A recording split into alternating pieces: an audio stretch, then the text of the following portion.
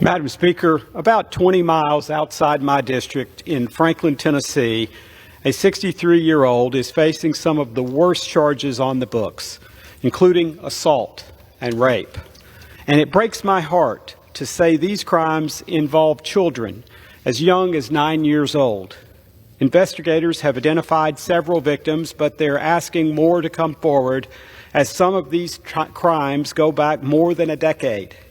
Police say the accuser, predator, targeted playgrounds and lured young boys under the guise that he was a soccer coach recruiting for his team. Days after this news broke, families learned the man accused of violating their community, their children, lived there for 20 years, but had no business being there. The accused man is an illegal immigrant.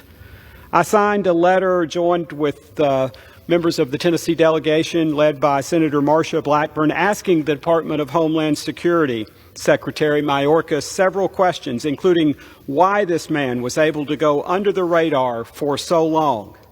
This is a very grim example of the very real consequences open border policies are having on state after state, county after county, community after community.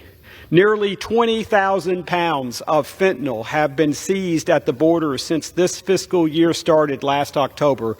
That's already more than last fiscal year's total, and we still have more than 2 months left in this one.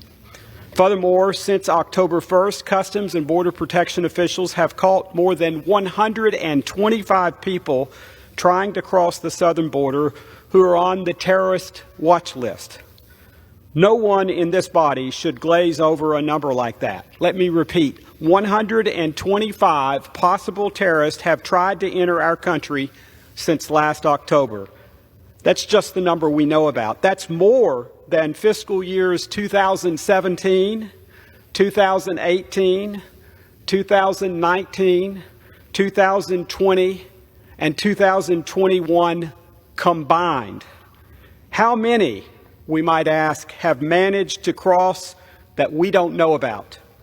We know, for example, that 1.5 million illegal immigrants have successfully evaded law enforcement since this administration took over the border. How many of that 1.5 million were in fact terrorists? How many were smuggling drugs that will kill our young people? How many are offenders, sexual offenders, who will abuse our children? And yet in May, the Biden administration announced it would be releasing a flood of immigrants into the United States with no way of keeping track of them. Instead of getting a grip on this humanitarian and national security crisis, this president and his administration have been busy fighting Title 42 and the Trump-era Remain in Mexico policy. To be fair, the president did make his first trip to the border in his 50-year political career ever in January. As we continue to see records being broken, crime soaring, fentanyl popping up in all corners of our country and taking the lives of an entire generation of young people, overdose deaths rising, Madam Speaker, I rise today to once again implore President Biden and Secretary Mayorkas to do their constitutional duty and secure our southern border. Thank you, and I yield back.